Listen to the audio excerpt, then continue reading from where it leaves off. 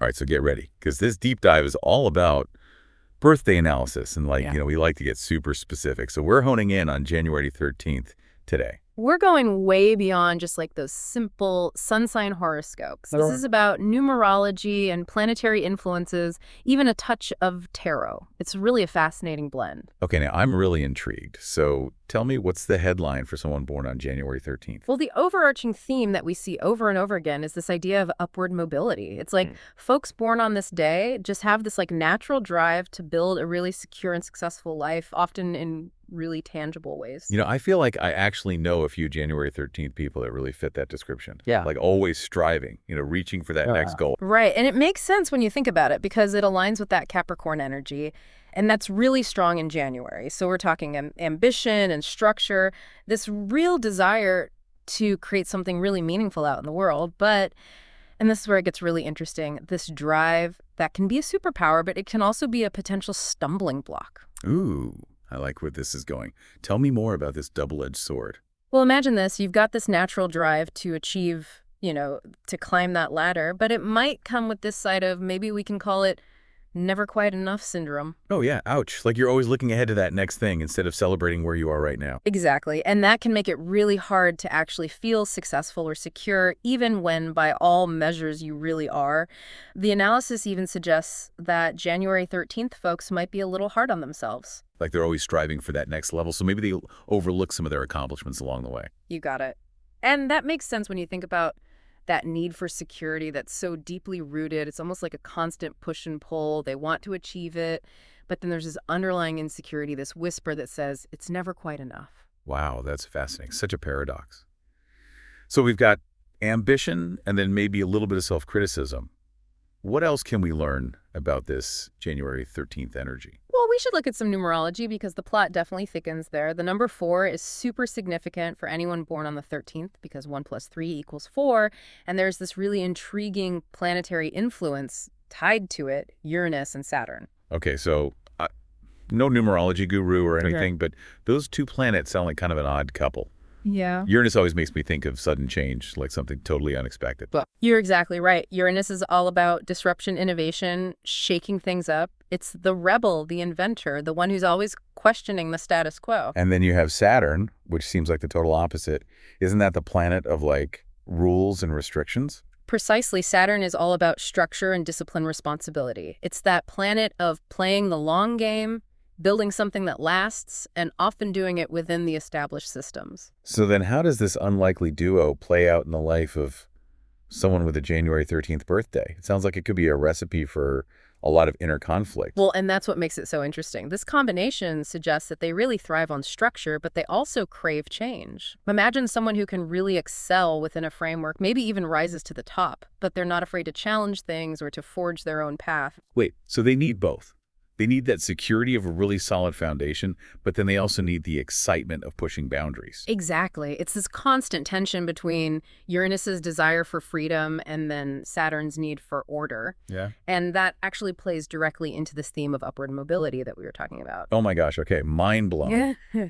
Who knew that a birthday could reveal so much? It's like a personal blueprint, but with like cosmic ink. And we're just getting started. This exploration of upward mobility takes a very interesting turn when we bring in the tarot. Are you ready for this? The tarot card that's associated with January 13th is death. Whoa, okay, I did not see that coming. Yeah. I have to admit that the death card always freaks me out a little bit. Yeah, it's definitely the one that gets the most raised eyebrows. Oh, sure. But you have to remember with tarot, it's not usually about like a literal death. Okay, that's good to know. Because, wow. So what does death actually represent in this context? Well, it's more about transformation. Those big life changes that kind of force us to let go of what's old and embrace something new. You know what? When I think about it, that actually connects perfectly with this whole idea of upward mobility. It's like you're constantly shedding old skins, those old versions of yourself, to get to that next level. Exactly. And it's like it's recognizing that growth and change usually go hand in hand. And, that can be scary even for the people who love to achieve. Especially if deep down you crave that feeling of security. Mm-hmm. Change is exciting, but it can really shake things up. Exactly. And this is where that source material gets really interesting because it actually tells people born on January 13th to be careful about chasing absolute security. Now that's interesting. It seems kind of like the opposite of what we've been talking about with this drive for stability. Yeah. So why would the source say that? Well, it's saying that if you're always chasing that security, it can actually hold you back. If you're so focused on just getting to that next level of comfort, you might miss out on some amazing opportunities for growth things that require you to, like, step outside of what's safe. That makes a lot of sense. It's like that saying, life begins at the edge of your comfort zone. Exactly. And maybe real security isn't about, building these walls around yourself, but it's about working on your own resilience, like your ability to adapt and grow in the middle of all the change. So it's not about controlling what's happening externally, but more about mastering your own internal world. Yes. Now you're getting it. And I think that's where that death card comes back in. It's reminding us that things change. Trying to stop it is like trying to hold back the tide. But if you learn how to ride those waves, to be okay with those times of transformation, that's how you'll grow in a way that feels really good. That is such a powerful message. So for our listeners out there, born on January 13th, who might naturally look for that security, how can they actually use this advice? It's one thing to understand it, but how do you live it? That is the million-dollar question. Yeah. I think you have to start by just being aware of it. Recognize when that desire for security is coming from a place of fear versus when it's coming from a place of knowing what's right for you. So being really honest with yourself about why you're doing what you're doing. Are you making choices because you're afraid of what happens if you don't? Or are you making choices because they feel expansive and true to who you are? Yes. And I think it also goes back to what we were talking about with that self-criticism.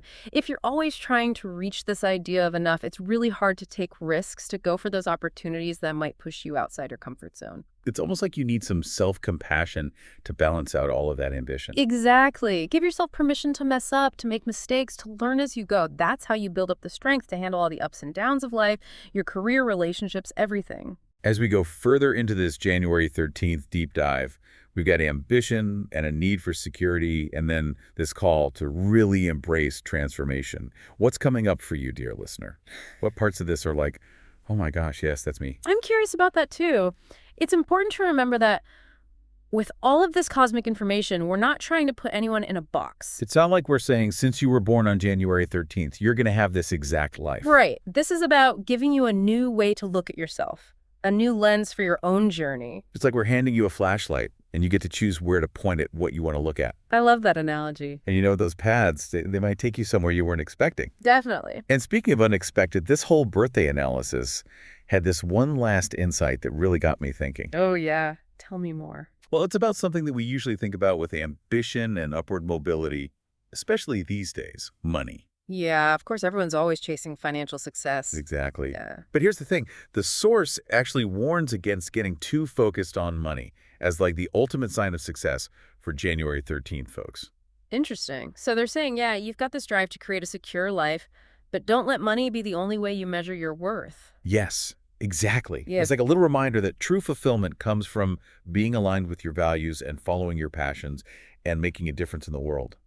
Money can help you do those things, but it shouldn't be the only thing pushing you forward. Yeah, it's about finding that balance where you have the ambition, but it's balanced by this feeling of purpose, like you're really fulfilled. Because you could be super successful financially, but what if it makes you sacrifice your health, your relationships, the things you love? Mhm. Is that really success then? That's a big question, right? No matter when your birthday is, it's easy to get caught up in wanting those external rewards. But I really believe true fulfillment comes from inside. I totally agree. And that feels like the main message of this whole deep dive, doesn't it? Yeah. We've talked about ambition and security and transformation, but it always comes back to knowing yourself. Yes, knowing yourself and then having the courage to make choices that feel true to you. Not what other people expect or even what your birth date says you should do. Couldn't have said it better myself. Yeah. So as we wrap up this deep dive into what it means to be a January 13th, what's the one thing our listeners should take away from all of this? I think it's this. Your birthday can be this amazing source of insight, but it doesn't control your fate. You have the power to use your strengths and figure out the challenges and really just create a life that feels like it's really yours, a life that feels aligned with what success and fulfillment mean to you. I love that.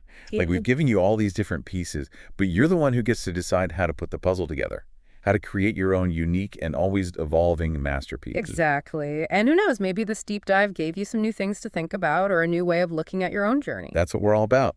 So until next time, keep asking those big questions, keep exploring, and keep embracing this amazing journey of being you.